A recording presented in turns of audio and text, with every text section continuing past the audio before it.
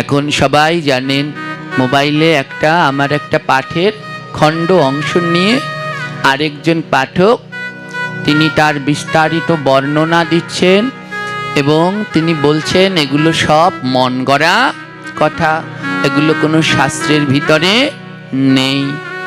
আমার তার উপরে কোনো রাগও নেই, ক্ষোভও নেই। যদি কোনোদিন দেখা হয় তার চরণে অনন্ত অনন্তবার দণ্ডবত প্রণাম করব। কিছুদিন আগে আমি কারোর মুখ থেকে শুনছিলাম আমাদের যে মালা রয়েছে না, মালার সম্পর্কে বর্ণন করছিল। এখন চিন্তা করুন, যে কোনোদিন শাস্ত্র সম্পর্কে কোনোদিন যার জ্ঞান নাই এরকম কেউ যদি এটা জানে, সে তো উলোবনে মুক্ত ঝরানোর মতো এই জ্ঞানগুলো দিতে থাকবে। ওই বক্তা যে আলোচনা করছে মালার মধ্যে মা কালী, মহাদেব, বীরা, বিন্দা এগুলো মালার মধ্যে বিরাজ করছে, এটা নিতান্তই মিথ্যা কথা। এবারে আমার এই কথাগুলো কি মন গড়া না মন গড়া নয়, সেই সম্বন্ধে আমি শাস্ত্র থেকে বলি। যা মনন করলে জীবকে সংসার বন্ধন থেকে রক্ষা করে তাকে মন্ত্র বলে। খুব ধ্যান দিয়েন, যা জপ করলে জীবকে সংসার বন্ধন থেকে রক্ষা করে তাকে বলা হয় মন্ত্র। সেই মন্ত্রকে বারবার উচ্চারণ ও স্মরণ করাকে বলা হয় জপ। অর্থাৎ যা আমাদের মন্ত্র কাকে বলে, যা আমাদের এই সংসার বন্ধন থেকে সবসময় রক্ষা করে তাকে বলা হয় মন্ত্র। আর সেই মন্ত্র বারবার উচ্চারণ করাই হলো জপ। তাই এক কথায় আমরা বলতে পারি এই সংসার রূপ বন্ধন এবং পাপ থেকে মুক্তি পাওয়ার যে পদ্ধতি বা উপায় তার নামই হলো জপ। সবাই মালা জপ করেন তো? জপ মানে বুঝেন তো সবাই? আমি এক জায়গায় পাঠ করতে গিয়েছিলাম, তো দুই স্বামী স্ত্রী দেখা করতে এসেছে। তো স্বামী হাই স্কুলের টিচার আর স্ত্রী প্রাইমারি স্কুলের হেডমাস্টার। তো দুজনার ভিতরে এত ঝগড়াঝাটি, ঝগড়া আর কিছুতেই থামে না। তো দুজনে এসে প্রণাম করে বলছে, বাবাজি আপনি আমাদের একটা উপায় বলুন, আমাদের একটা উপায় বলুন, আমাদের এই অশান্তি আর ভালো লাগছে না, যেন আমাদের এই অশান্তি দূর হয়ে যায়। একটা কিছু বলুন যাতে আমাদের সব অশান্তি যায়। তা আমি ওনাদের বললাম, আপনাদের এই অশান্তি দূর করার একটাই উপায়, আপনারা দুইজনেই জপ করুন। আপনারা আজ থেকেই দুজনেই জপ শুরু করুন, দেখবেন আপনাদের সব অশান্তি চলে যাবে। তো সঙ্গে সঙ্গে স্বামী স্ত্রী দুজনেই উঠে বলছে, আমরা তো জপ করছি। আমি বলছি, আপনারা জপ করছেন? আমার যারা মালা জপ করে একটু লক্ষণ তো দেখলে বোঝা যায় যে জপ করে। যারা শুদ্ধ ভক্ত প্রতিদিন তিলক করে তাদের তিলক দেখলেই বোঝা যায় এরা প্রতিদিন তিলক করে। কিন্তু ওনাদের মধ্যে কোনো লক্ষণ নেই। আমি বলছি, আপনারা জপ করছেন? বলে হ্যাঁ জপ করছি। তো বলে আপনারা জপ করছেন তারপরও আপনাদের দুজনের ভিতরে এত অশান্তি? বলে হ্যাঁ, আমরা আজ থেকে জপ করি, আমরা দুজনে জপ করি 20 বছর হয়ে গেছে। আমরা সেই সকাল 6টার সময় যাই আর 4টার সময় আসি, দুজনেই জপ করি, কিন্তু তাও আমাদের অশান্তি। আমি বললাম কোন জপের কথা, আর ওনরা বুঝলো দুজনে চাকরি করে তো তাই বললে আমরা দুজনেই 20 বছর ধরে জপ করি, তাও আমাদের অশান্তি যায় না। তা আপনারা জপ মানে বোঝেন তো? অর্থাৎ মালায় মন্ত্র স্মরণ, গুরুর নির্দিষ্ট মন্ত্র জপ করা। হরে কৃষ্ণ মহামন্ত্র আদি বিভিন্ন মন্ত্র রয়েছে, যে মন্ত্র জপ করলে সংসার বন্ধন থেকে জীব মুক্তি লাভ করে এবং পাপের খণ্ডন হয়, তাকেই বলা হয় জপ। এবার আসুন, এই জপ কত প্রকার এই কথা উল্লেখ রয়েছে বিষ্ণু সংহিতার ভিতরে, মনু সংহিতার ভিতরে, নির্ণয়তন্ত্রের ভিতরে উল্লেখ রয়েছে। প্রধানত জপ হলো 3 প্রকার। কয় প্রকার? আর নির্ণয়তন্ত্রের ভিতরে উল্লেখ রয়েছে জপ হলো 11 প্রকার। তো আজ আমরা সেই 11 প্রকার সবগুলোই বলছি। আর প্রধান হলো 3 প্রকার। তিন প্রকারের প্রথম জপের নাম হলো বাচিক জপ। বাচিক জপ কাকে বলে? গ্রন্থের ভিত্তিতে উল্লেখ করেছে, যদুচ্চ নিঃশ্বাসরিতঃ অষ্ট শব্দ পদক্ষরেহ মন্ত্রমুচ্চারয়দ ব্যক্তম জপ যজ্ঞ সবাচিকঃ। যেই জপ করার সময় মন্ত্র শুদ্ধ এবং স্পষ্টভাবে উচ্চারণ হয়, একই আসনে বসে, একই আসনে বসে কোনো নড়াচড়া না করে এক আসনে বসে একেবারে শুদ্ধভাবে উচ্চারণ করবে। এমনভাবে উচ্চারণ করবে যেন তোমার মুখ থেকে শব্দ বেরিয়ে কানের ভিতরে প্রবেশ করে এবং আশেপাশে যারা আছে তারাও যেন শ্রবণ করতে পারে। এই জপকে বলা হয়েছে বাচিক জপ। হ্যাঁ, জপের ভিতরে এটা হলো সর্বশ্রেষ্ঠ। একই আসনে বসে শুদ্ধ বসন পরিধান করে শুদ্ধভাবে উচ্চারণ করতে হবে। হ্যাঁ, হরে কৃষ্ণা কৃষ্ণ কৃষ্ণ হরে হরে, হরে রাম রাম রাম হরে হরে। একেবারে শুদ্ধ উচ্চারণ যেন আশেপাশেও শুনতে পায় এবং তোমার বদন থেকে বের হয়ে যেন কর্ণ দিয়ে ভিতরে প্রবেশ করে। এক আসনে বসে এই জপ করতে হবে, কোনো নড়াচড়া ওটা চলবে না। এই যে নিষ্ঠার সাহিত জপ, একে বলা হয় বাচিক জপ। দ্বিতীয় জপকে বলা হয় উপাংশু জপ। উপাংশু জপ কাকে বলে? গ্রন্থ বললেন, স্বনরয়ুচ্চারয়াদ মন্ত্রমেষদষ্ট প্রচালয়তঃ কিঞ্চিরশ্রবণযোগ্য ষড্গ পংসো স্বাজপো স্মৃতঃ। অর্থাৎ যে জপ করার সময় ঠোঁট নড়বে কিন্তু শব্দ অন্যের কানে যাবে না, এই ধরনের জপকে বলা হয় উপাংশু জপ। তোমার ঠোঁট নড়ছে, শব্দ হচ্ছে হরে কৃষ্ণ কৃষ্ণ কৃষ্ণ, এই যে জপ, ঠোঁট নড়ছে, শব্দ হচ্ছে কিন্তু অন্যের কানে যাচ্ছে না, একে বলা হয় উপাংশু জপ। আর তৃতীয় জপ হলো মানসিক জপ। মানসিক জপ কাকে বলে? গ্রন্থ বললেন, যদ অক্ষর শ্রেণর্থম চিন্তায় অদ অর্থমাতংশ স্বামনসো জপ প্রক্তাহ সর্বযজ্ঞে স্বয়ুত্তমাহ। অর্থাৎ মনে মনে যে মন্ত্র জপ করবে এবং সেই মন্ত্র জপ করবার সময় তার অর্থ চিন্তা করবে, সেই জপকে বলা হয় মানসিক জপ। হ্যাঁ, প্রত্যেকবার এক একটা তুমি হরে কৃষ্ণ মহামন্ত্র জপ করছো বা গুরুদেবের দেয়া মন্ত্র জপ করছো, যদি সেই মন্ত্রের অর্থ না জানো তাহলে সেই মন্ত্র জপ করলে কোনো ফল হবে না। মানসিক জপ বলে তাকে, যেই জপ করবার সময় মন অন্য কোনো দিকে যাবে না, শুধু মন্ত্রের দিকেই থাকবে এবং জপ করবার সময় সেই মন্ত্রের অর্থ বারবার স্মরণ করা, একে বলা হয় মানসিক জপ। সাধারণত প্রধান বিশেষ বিশেষ গ্রন্থগুলোতে এই তিন প্রকার জপের কথা উল্লেখ রয়েছে, কিন্তু নির্ণয় তন্ত্রের সাথে আরও অনেকগুলো জপ রয়েছে, সেখানে 11 প্রকার জপের কথা উল্লেখ রয়েছে।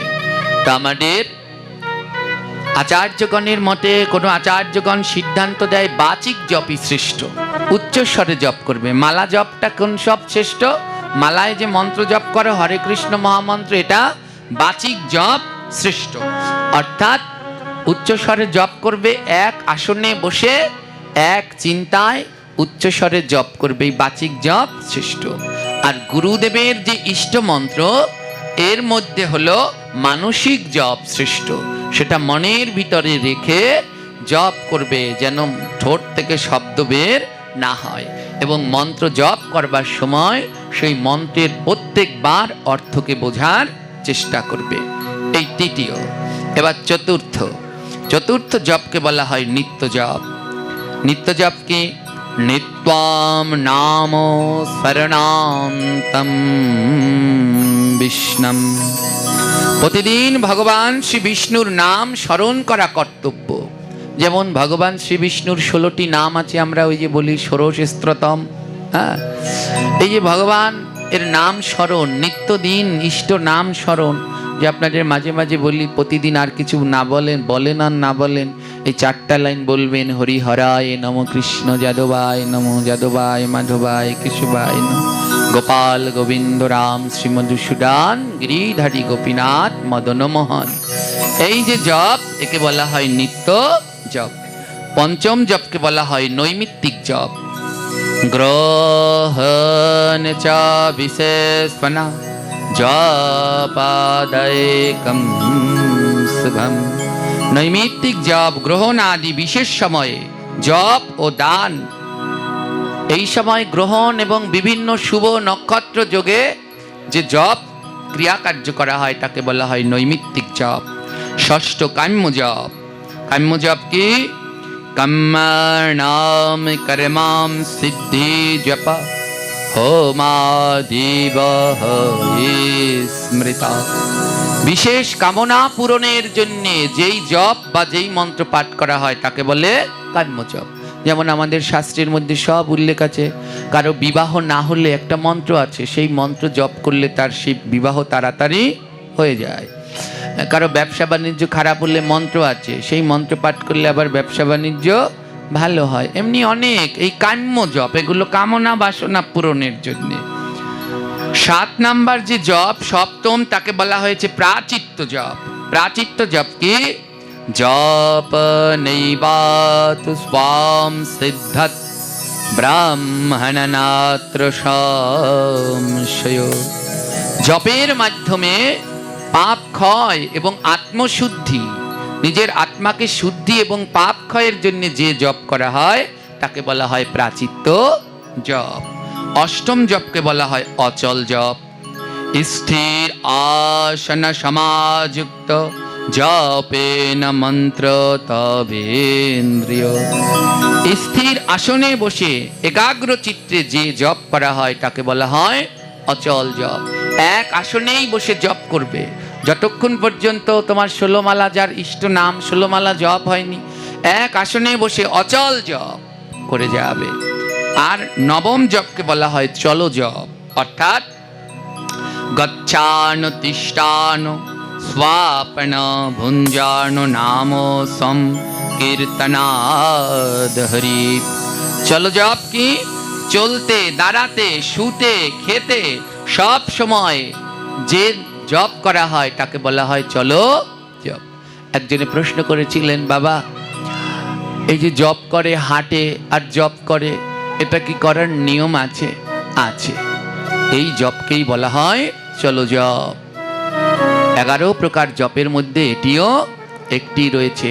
হাঁটতে চলতেও তুমি জপ করতে পারবে, কিন্তু সব থেকে শ্রেষ্ঠ নয়। শ্রেষ্ঠ কোন জপ? একটু আগে বললাম বাচিক জপ। হ্যাঁ, তাই চলো জপও আছে। কেউ যদি হেঁটে হেঁটে জপ করে, করুক। কোনো সময় আমাদের সব সময় খেয়াল রাখতে হবে, নাম যদি কেউ হেঁটে হেঁটে জপ করছে রাস্তা দিয়ে, অনেকে খারাপ দৃষ্টিতে দেখে, কিন্তু কেন দেখে আমি জানি না।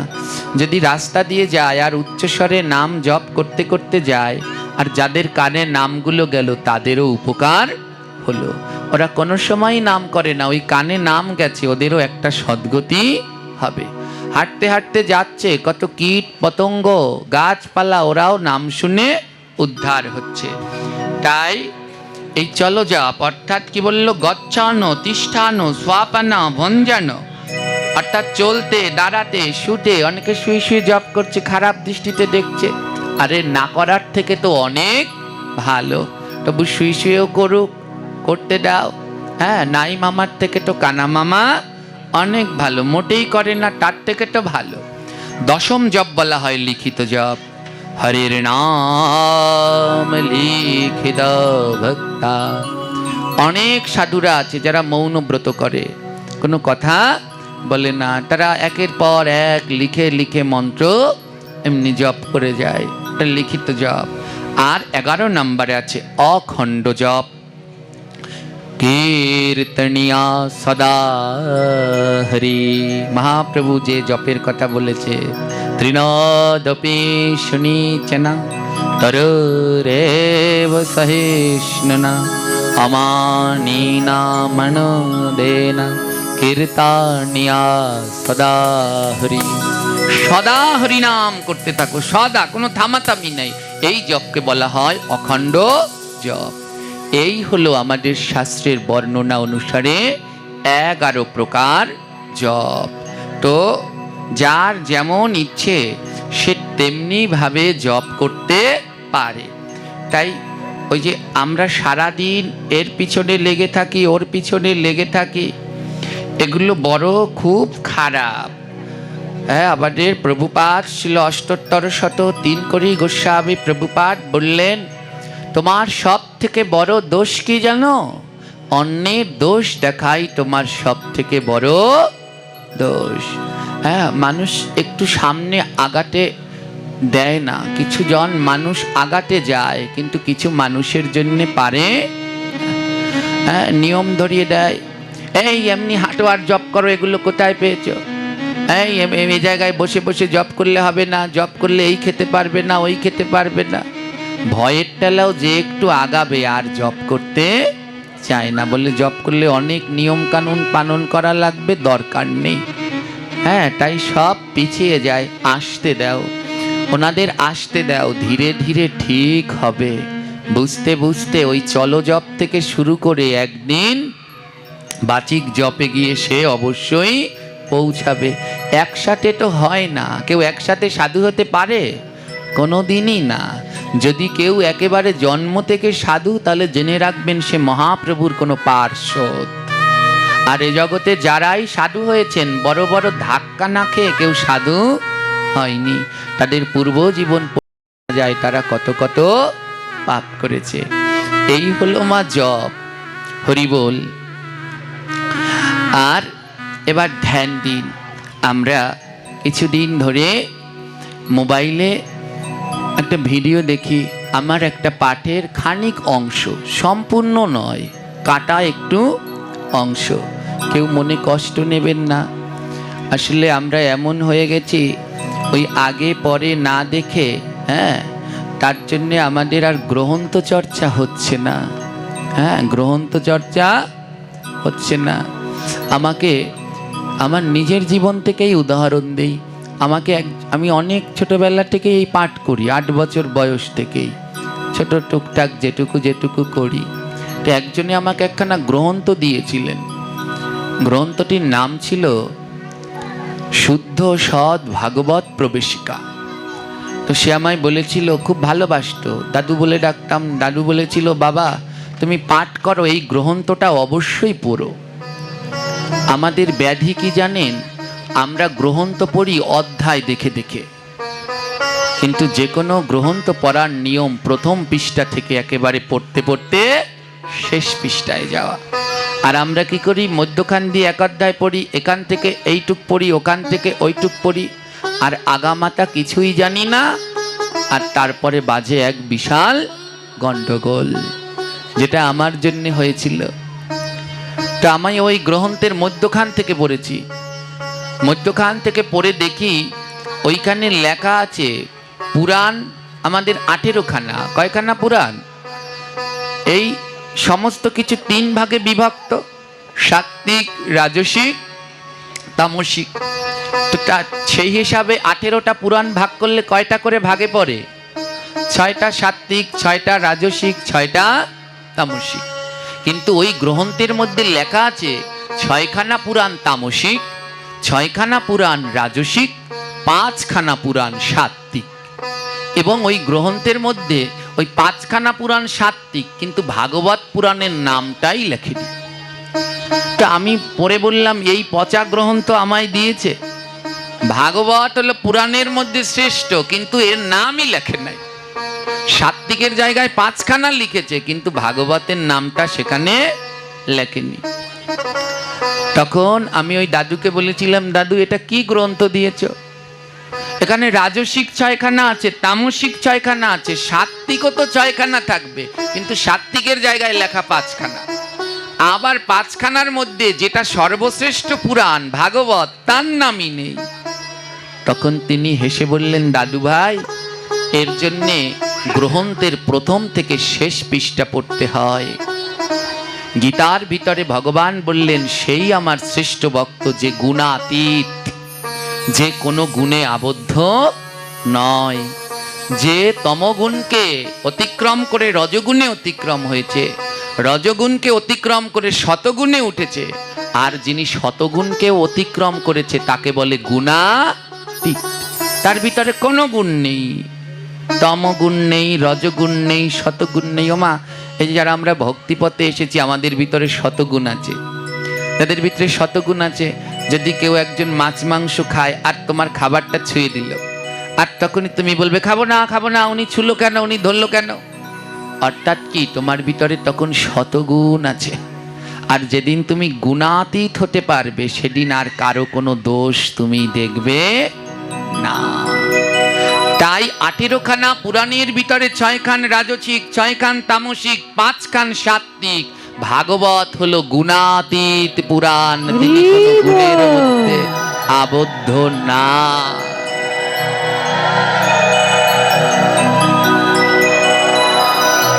সেদিন আমি ওই কথার অর্থ বুঝতে পারলাম না। কেন? কারণ প্রথম থেকে আমি গ্রন্থ পাঠ করি, ওই মধ্যখান থেকে সূচিপত্র দেখে পাঠ করেছিলাম, যার জন্যে আমার এত বড় ভুল হয়েছিল। তাই যে কোনো কথা তার প্রথম এবং শেষ অবশ্যই শুনতে হয়। এখন সবাই জানেন, মোবাইলে আমার একটা পাঠের খণ্ড অংশ নিয়ে আরেকজন পাঠক তিনি তার বিস্তারিত বর্ণনা দিচ্ছেন, এবং তিনি বলছেন এগুলো সব মন গড়া কথা, এগুলো কোনো শাস্ত্রের ভিতরে নেই। আমার তার উপরে কোনো রাগও নেই, ক্ষোভও নেই। যদি কোনোদিন দেখা হয়, তার চরণে অনন্ত অনন্তবার দণ্ডবত প্রণাম করব। এবারে আমার এই কথাগুলো কি মন গড়া না মন গড়া নয়, সেই সম্বন্ধে আমি শাস্ত্র থেকে বলি।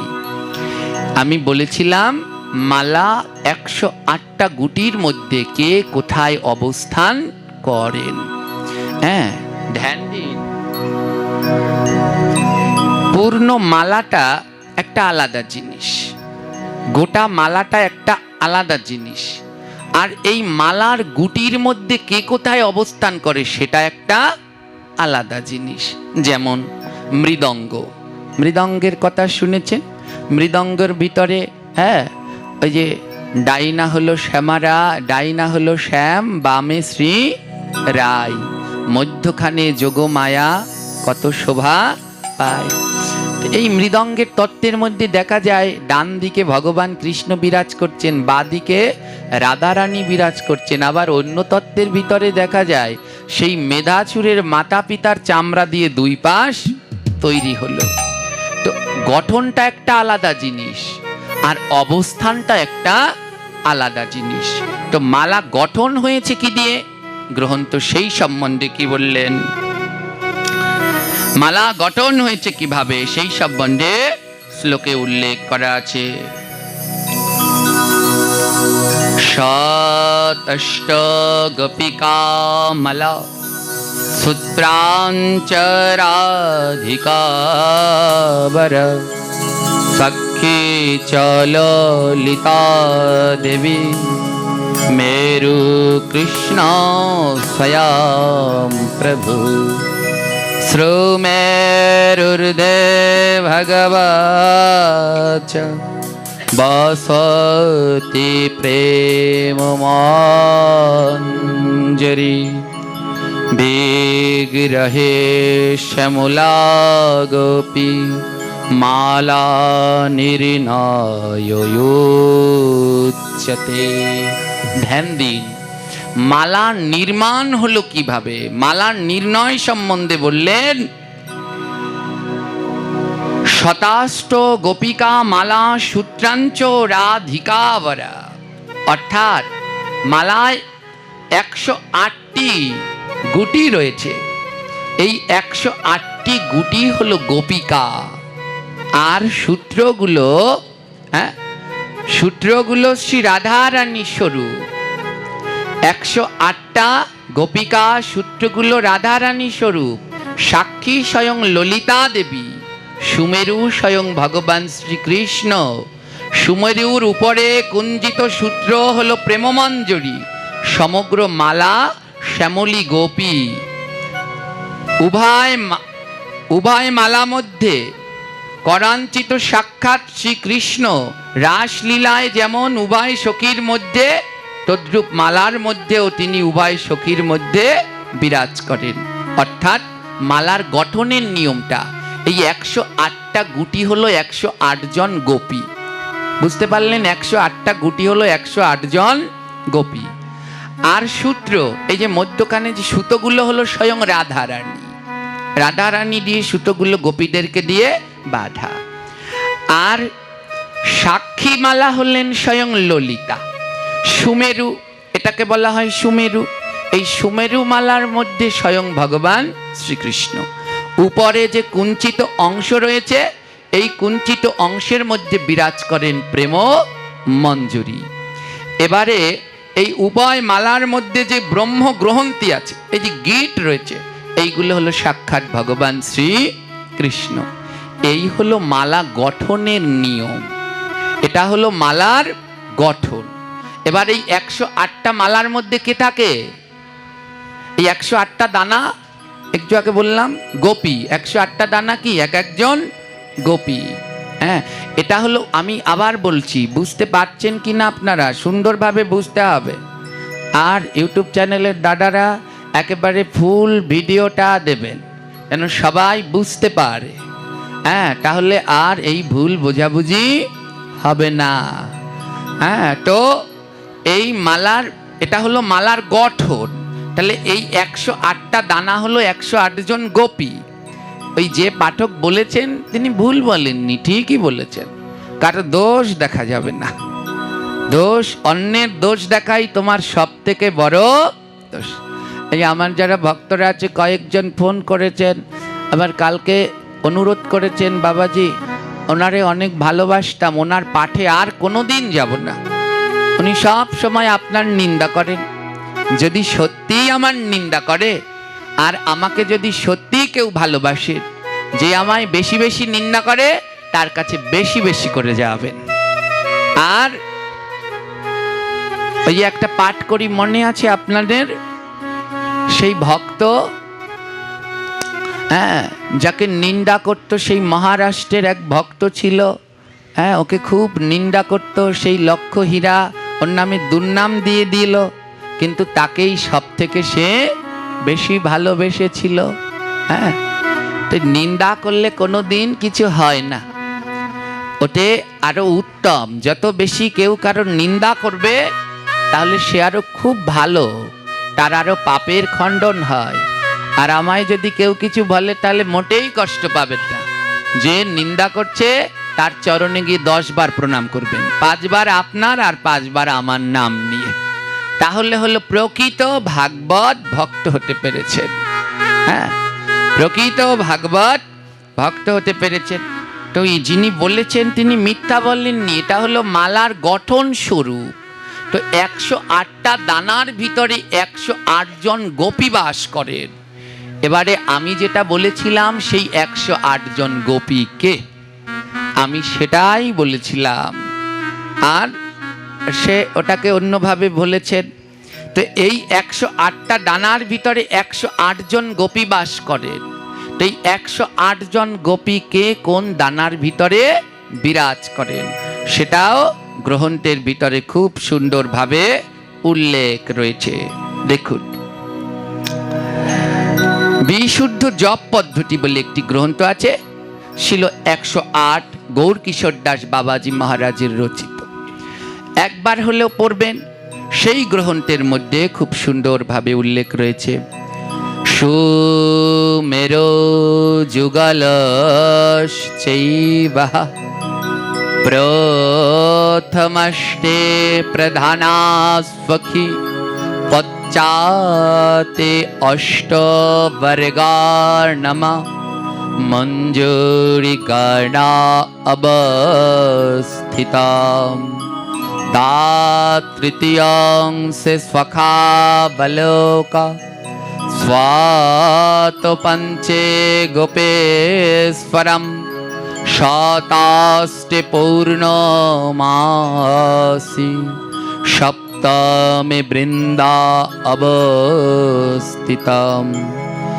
অষ্টোত্তর শত মধ্যে বারুথিনী বিরাজিতম মালায় গুটিকা মধ্যে এতৎ সর্বম অধিষ্ঠিতম। এই শ্লোকের অর্থ কি? সুমেরু যুগলশ্চৈব, অর্থাৎ এখানে বললেন সুমেরু, এটাকে বলা হয় মালার সুমেরু। এই সুমেরুর মধ্যে যুগল অর্থাৎ রাধা কৃষ্ণ বিরাজ করছেন। আমি ওই পাঠের ভিতরে এটাই বলেছিলাম, এই সুমেরু গুটির মধ্যে বিরাজ করছেন রাধা কৃষ্ণ। প্রথম আষ্টে প্রধানাসখী, তারপরের 8টা গুটিতে রয়েছেন অষ্ট সখী। যিনি এই কথাটা আলোচনা করেছেন উনি তার পাঠের ভিডিওতে একটা আবার গ্রন্থের ছবি তুলেও পাঠিয়েছেন।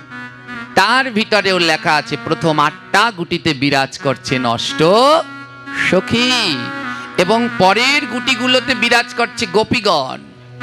হ্যাঁ, তো এবার কি বললেন? পশ্চাতে অষ্টবর্গানাম মঞ্জুরি গণা অবস্থিতম, অর্থাৎ এই যে 8টা গুটির পরে আবার যে 64টা গুটি রয়েছে, 8টা গুটির পরে যে 64 গুটি রয়েছে, এই 64 গুটির মধ্যে 64 জন সখী বা মঞ্জুরি অবস্থান করছেন। হ্যাঁ, ললিতার 8 জন সখী, বিশাখার 8 জন সখীরম 8 সখীর 8টা করে 8টা 64। এই 64 সখী বা 64 জন মঞ্জুরি অবস্থান করছেন পরের 64টা গুটির মধ্যে। এই 64 গুটির পরে 32টা সখায়, দেখুন পরের লাইনে কি বলল?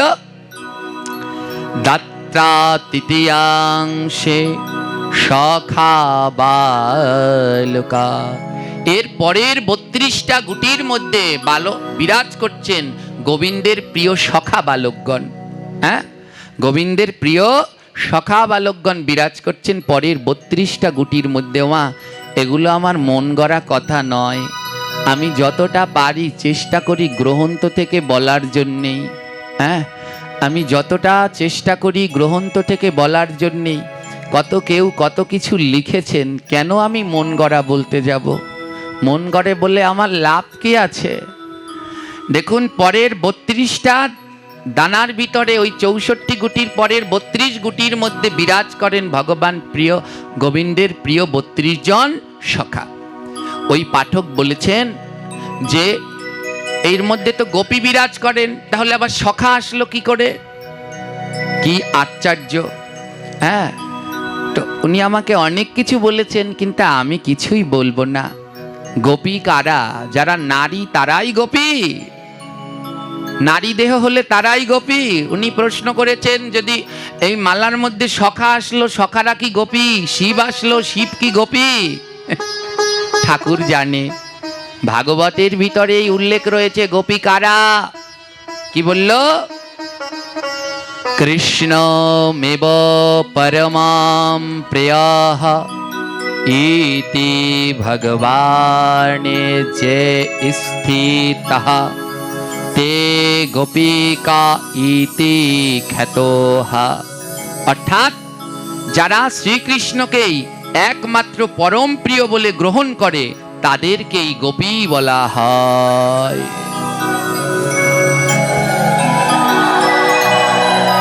অর্থটা বুঝবেন। কৃষ্ণ মেব পরমাম প্রিয় ইতি ভগবানে যে স্থিতি, অর্থাৎ যে মানুষ ভাবে ভগবান শ্রীকৃষ্ণই একমাত্র পরম প্রিয়, যে ভগবান শ্রীকৃষ্ণকে একমাত্র পরম প্রিয় ভাবে সেই হলো গোপী। তার মানে কি শুধু নারীরাই গোপী? জোরে বলুন। নারীরাই শুধু কৃষ্ণকে নিজের পরম আর আপন ভাবে, পুরুষরা ভাবে না? ভগবান শ্রীকৃষ্ণের গোপীর সংখ্যা কত? গ্রন্থে উল্লেখ করলেন 300 কোটি। কত? ভগবান শ্রীকৃষ্ণ লীলা বিলাসের সময় 300 কোটি গোপী ছিল। এবার প্রশ্ন, সে সময় তো ভারতবর্ষে 300 কোটি মানুষই ছিল না, তাহলে 300 কোটি গোপী হলো কি করে? উদ্ধবজি বলেছেন ভাগবতের ভিতরে, উদ্ধব সন্দেশের ভিতরে উদ্ধবজি বলেছেন, আসামহচরণেরে নুজ্জা শশামম সম্মম বৃন্দাবনে কিমপি গুল্মলতাসিধীনম যাদুত্তস্থম সজনজ্জমা পঞ্চদাহিতবা ভেজসু মুকুন্দম পোদিবম শ্রু ভিভির্মুক্ত মৃগম। অর্থাৎ বৃন্দাবনে যত গুল্ম লতা ঔষধি যারা গোবিন্দকে পরম প্রিয় বলে ভাবেন তারাও সব এক একজন গোপী। বৃন্দাবনের বৃক্ষগুলো যারাও ভাবেন যে কৃষ্ণই সেই পরম পুরুষ, কৃষ্ণই সেই আমার পরম প্রিয়, সেই ব্রজের গুল্মলতাগুলো বললেন গুল্মলতাস্য ঔষধি নাম, ব্রজের সেই গুল্মলতা ঔষধি বৃক্ষগুলো যারাও ভাবে কৃষ্ণই আমার পরমারাধ্য, কৃষ্ণই আমার প্রিয়, সেই গুল্মলতা ঔষধি বৃক্ষ তারাও এক একজন গোপী। তাই কারো মনে যদি ধারণা থাকে শুধুমাত্র নারীরাই গোপী, তাহলে তারা ভুল ভাবছে। তাহলে কৃষ্ণের 32 জন সখা তারা কি গোপী না? জোরে বলুন। আরো সুন্দরভাবে মহাপ্রভু ব্যাখ্যা দিলেন, গোপনে গোবিন্দ ভজন করে যারা, এই জগতে গোপী হইয়াছে তারা। যারা গোপনে গোবিন্দের ভজন করে, প্রকাশ্যে দেখায় না, তারাই গোপী। তো শুধু নারীরাই কি গোপনে ভজন করে? তাহলে তিনি প্রশ্ন করেছেন, মালার ভিতরে আবার সখা আসলো কোনখান থেকে? মালার ভিতরে আবার শিব আসলো কি করে? তারা কি গোপী? আমি আনিনি বাপু, এই শ্লোকের মধ্যেই তা উল্লেখ করা আছে। তাই বললেন, দাত তৃতীয়াংশে সখা বালক শত পঞ্চে গোপেশ্বরম। 105 নাম্বার 105ম গুটিতে বিরাজ করেন দেবাদিদেব মহাদেব।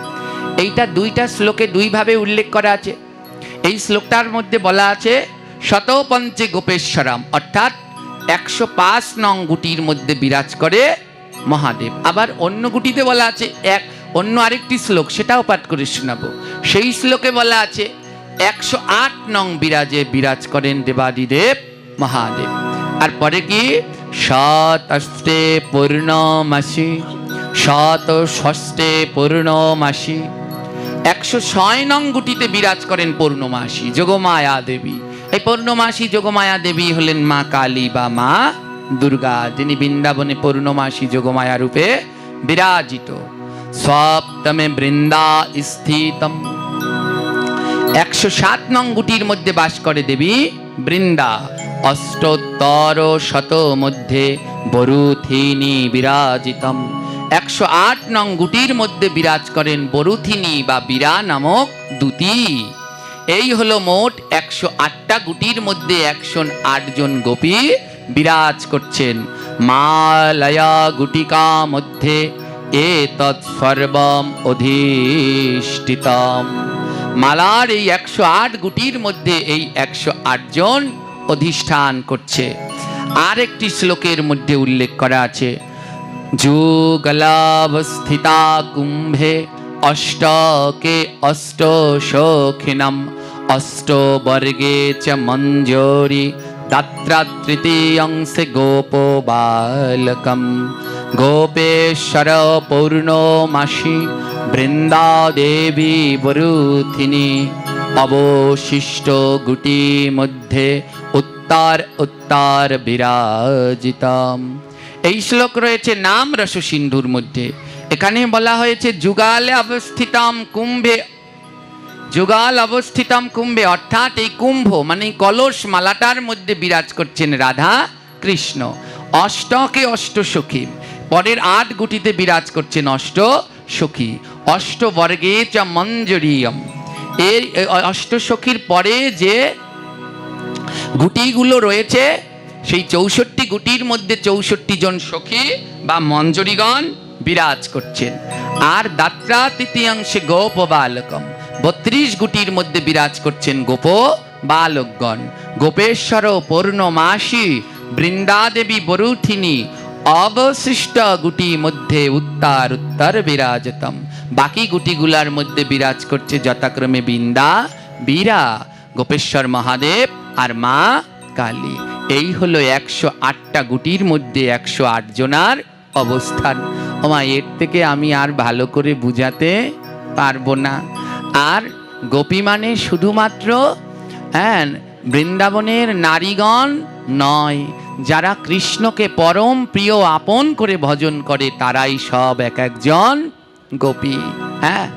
তাই ওই যে আমার গুরুদেব একটা কথা বলেন, যার যার ভালো লাগে ভজ গিয়া তারে, আমার ভালো লাগে শচীর নন্দন গোরারে, তাই আমি ভজি তারে। তাই যার যেমন ভালো লাগে বলুক। আমি চেষ্টা করি সব সময় গ্রন্থের মধ্যে থেকে বলবার জন্যে। আমি এটা জীবনেও কোনো দিন বলতাম না, এই কথাগুলো আজ বলছি, কোনো দিন বলতাম না। কিন্তু আমার এক ভক্ত শিষ্য, তাদের অনেক কষ্ট লেগেছে যে বাবা আপনাকে এমন সব সময় বলে, আপনি যদি কিছু না বলেন তাহলে সবাই ভাববে এটা আপনার বোধহয় কাল্পনিক কিছু বানিয়ে তা নিয়ে বলেছেন। তাই আমি শাস্ত্র এবং কোন কোন গ্রন্থে কোন জায়গায় শ্লোক আছে আমি সেই শ্লোক সহকারে বললাম। আর কেউ যদি এমন বলবেন না আর দ্বিতীয়বার যে ওনার পাঠে আর কোনো দিন যাব না, উনি এমন সবার নিন্দা করে, এগুলো বলতে নেই, এগুলো বলতে নেই। তাহলে ওনার মধ্যে আর আপনার মধ্যে কোনো পার্থক্য থাকবে না, অবশ্যই যাবেন। আর ওই পাঠকের সাথে দ্বিতীয়বার যেখানে দেখা হবে, যারা আমার ভক্ত শিষ্য রয়েছেন তাদের কাছে অনুরোধ, আপনারা অবশ্যই ফুলের মালা নিয়ে যাবেন, আমার আদেশ। আর ফুলের মালা নিয়ে তার গলায় অবশ্যই মালা পরিয়ে তাকে দণ্ডবত প্রণাম জানাবেন, তাহলেই বুঝবো যে আপনারা আমায় প্রকৃত ভালোবাসেন। এতে আমার বিন্দু মাত্র কষ্ট নেই, বিন্দু মাত্র কষ্ট নেই। এমনি ভাবে তো বুঝতে পারলেন, মালার গঠনটা একটা জিনিস আর মালার মধ্যে বিরাজ করাটা আরেকটা জিনিস। এইভাবে মালার মধ্যে প্রত্যেক গুটিতে গোপীগণ বিরাজ করেন, আর গঠনতন্ত্র অনুসারে গঠনের মধ্যে কৃষ্ণ রাধারানী আদি সখীগণ বিরাজ করেন। জয় নিতাই। এই হলো মালার 108টা গুটির সম্পূর্ণভাবে পরিচয়। জয় নিতাই গৌর প্রেমানন্দ।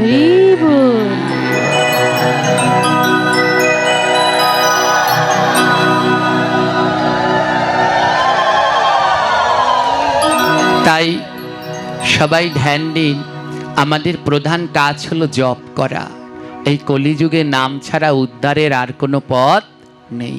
তাই আমাদের জপ করতে হবে, জপ আমাদের অবশ্যই করতে হবে। যেমন করে করি জপ আমাদের করা লাগবে। কলিযুগে এই নাম ছাড়া, জপ ছাড়া উদ্ধারের আর পথ নেই। তাই ওই যে একটা ভজনের ভিতরে ঠাকুর মহাশয় লিখেছেন, পরের কথায় কিবা আসে যায়, মিছে দাগা তুমি পেও না। কে কি বললো তা দিয়ে ভাবলে চলবে না, আমার ভজনকে সামনের দিকে এগিয়ে নিয়ে যেতে হবে। আর তার জন্যে আমার গুরু প্রদত্ত নিয়ম, গুরুর নিষ্ঠা অনুসারে গ্রন্থের মধ্যে আমায় কি বলল সেইগুলো আমায় দেখতে হবে। তাই গ্রন্থ চর্চা করতে হবে। আমার কে কি বলল সেটা নয়, আপনি গ্রন্থ চর্চা করুন। আর এখন আর সেই আগের যুগ নেই, এখন আর সেই আগের যুগ নেই। মানুষের হাতের মুঠেই মোবাইল রয়েছে, আর যার হাতে একটা মোবাইল আছে এখন গ্রন্থপত্র তার হাতের মুঠের মধ্যে হয়ে গেছে। সার্চ দিলে পরেই গুগলে, ইউটিউবে চলে আসে কে কোন জায়গায় রয়েছে, কে কোনটা ভুল বলছে, কে কোনটা ঠিক বলছে। এখন আর সেই আগের দিন নেই। গল্প শুনিয়েছেন গল্প শুনিয়েছেন কি শাশুড়ি মার বিড়ালের গল্প, ও গল্প তো আমরাও জানি। তো ওই যুগ আর এখন নেই, এখন সবাই মানুষ পড়তে জানে, শিখতে জানে। তাই আমাদের প্রধান উদ্দেশ্য হওয়া উচিত জপ করা, নাম, জগতের দাঁড়ে দাঁড়ে নাম করা।